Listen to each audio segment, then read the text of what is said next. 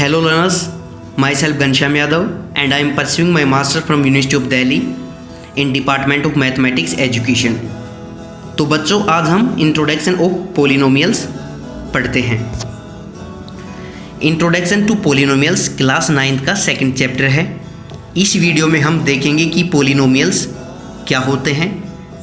तो पोलिनोमियल्स को समझने के लिए हमें समझना पड़ेगा टर्म्स को। टर्म्स क्या होती हैं, व्हाट इज़ टर्म। तो टर्म की बेसिकली डेफिनेशन हो गई, it is an algebraic expression. Terms को हम एल्जेब्रिक एक्सप्रेशन कहते हैं। इसी का एग्जांपल ले लेते हैं, जैसे 2x। 2x में दो पार्ट हैं, एक तो है नंबर पार्ट, दूसरा है variable.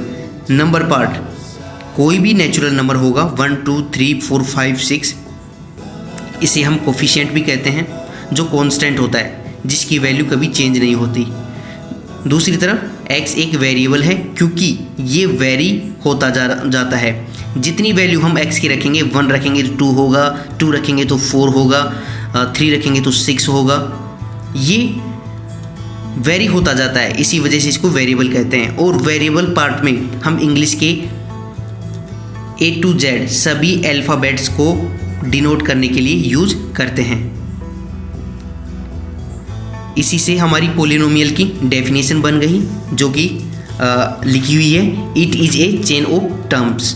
It is a chain of terms. ये कई सारी टर्म्स की चेन होती है जो प्लस माइनस के साइन से जुड़ी हुई होती है। एग्जाम्पल ले लेते हैं, 2x² + 3x - 3। अब आप कहेंगे कि सर 3 के साथ तो वेरिएबल पार्ट है ही नहीं, तो हम इसे टर्म किस प्रकार कहेंगे। तो इसका सिंपल सा फंडा है, मैं 3 को कैसे लिख सकता हूँ, 3 × 1 = 3 × x⁻0। तो जब भी आपको कांस्टेंट के साथ वेरिएबल नहीं दिखे तो समझ लेना उसके साथ वेरिएबल है, लेकिन उसकी पावर 0 है। वापस आते हैं इसी एग्जाम्पल पे, 2x² + 3x - 3। ये पोलिनोमियल बेसिकली 3 टर्म से कंसिस्ट होके बना है, और प्लस माइनस दो साइन इसमें लगे हुए हैं, ये इसको बांधने का काम कर रहा है और इसको पोलिनोमियल बना रहा है। एक इम्पोर्टेंट बात बच्चों याद रखना कि पोलिनोमियल में वेरिएबल की पावर हमेशा होल नंबर होगी, 0 1 2 3 टू इन्फिनिटी। ये कभी फ्रैक्शन में नहीं होगी, ये कभी नेगेटिव नहीं होगी। मैं दोबारा बता देता हूँ कि किसी भी पोलिनोमियल में उसके वेरिएबल की पावर हमेशा होल नंबर होगी, फ्रैक्शन नहीं हो सकती, नेगेटिव नहीं हो सकती। चलो आगे चलते हैं। इसी को हम टेबल में इसी को टर्म्स के आधार पे कैसे क्या बोलते हैं वो मैं आपको समझाऊंगा। जैसे किसी भी पोलिनोमियल में 2x एक सिंगल टर्म है, तो इसको बोलेंगे मोनोनोमियल। नीचे आते हैं 2x + 5, इसमें है 2 टर्म, तो इसे बोलेंगे बाइनोमियल। 2x और 5 दो अलग अलग टर्म्स हैं और 2 टर्म है, इसीलिए इसी वजह से इसको बाइनोमियल बोलेंगे। 3x² - 2x + 5। अब बच्चों आपको दिख रहा है यहाँ पे 1 नहीं 2 नहीं 3 टर्म्स हैं, 3x², 2x और 5।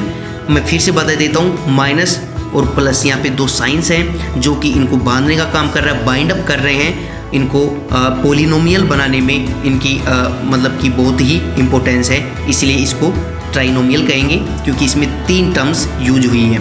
और अगर किसी भी पोलिनोमियल में 3 से अधिक टर्म्स होंगी तो हम उसे पोलिनोमियल कहेंगे। चलो आगे चलते हैं।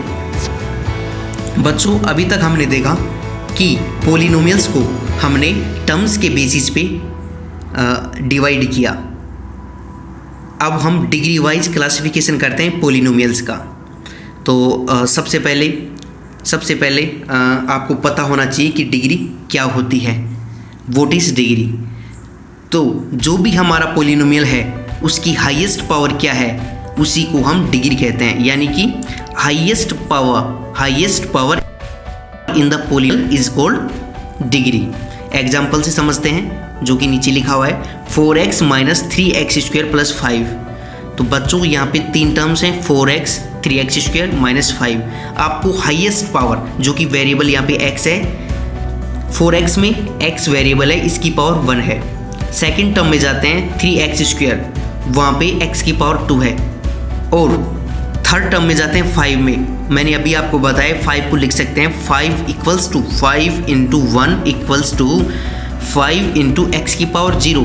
तो यानी कि इस 5 में, इस टर्म में x की पावर 0 है, तो हाईएस्ट पावर कितनी हुई 3x² में हुई, जो कि 2 है।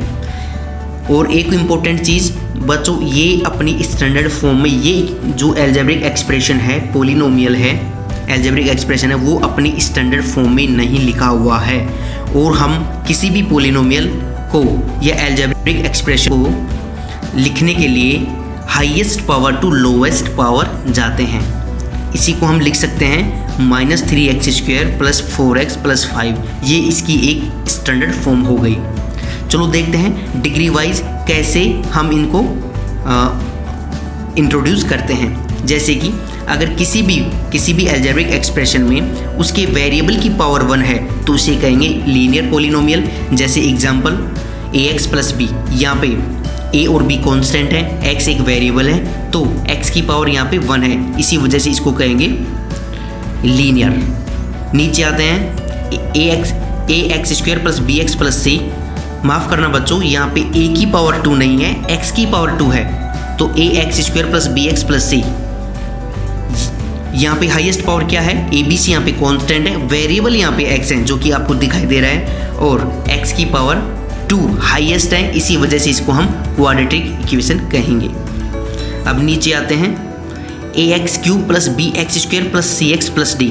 बच्चों यहाँ पे a b c d चारों कॉन्स्टेंट्स हैं, x एक वेरिएबल है, और प्लस साइन इनको कंबाइंड किया हुआ है, इनको पोलिनोमियल बना रहा है।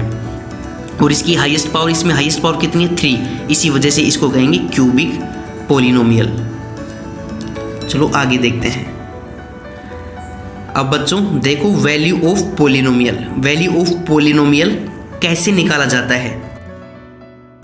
चैप्टर के नाइन्थ क्लास के सेकंड चैप्टर में 9.2 एक कंप्लीटली एक एक्सरसाइज है जिसमें ये ही निकालना है कि जब आपको find the value of polynomial px, और हम पोलिनोमियल को px, gx या mx किसी से भी डिनोट कर सकते हैं। यहाँ पे px = x² + 4x + 5 और @x = 2 बताना है कि इसकी वैल्यू क्या होगी। तो जहाँ पर भी x है वहाँ पर हम रख देंगे x = ब्रैकेट 4 × 2 + 5, तो कितना हो गया 4 + 8 + 5 = 17।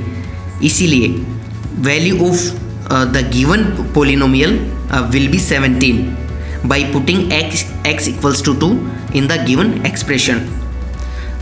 अब लेते हैं दूसरा एग्जाम्पल। वेरिएबल मैंने आपको बताया था पहले, वेरिएबल हम इंग्लिश अल्फ़ाबेट्स के सभी लेटर्स को यूज कर सकते हैं A से Z तक। तो देखो सेकंड एग्जांपल में कई बच्चों को लगता है कि सिर्फ x और y ही वेरिएबल होते हैं, लेकिन ऐसा नहीं है। इंग्लिश अल्फ़ाबेट के A to Z किसी भी लेटर को उठाकर एग्जामिनर उसको वेरिएबल बना सकता है। जैसे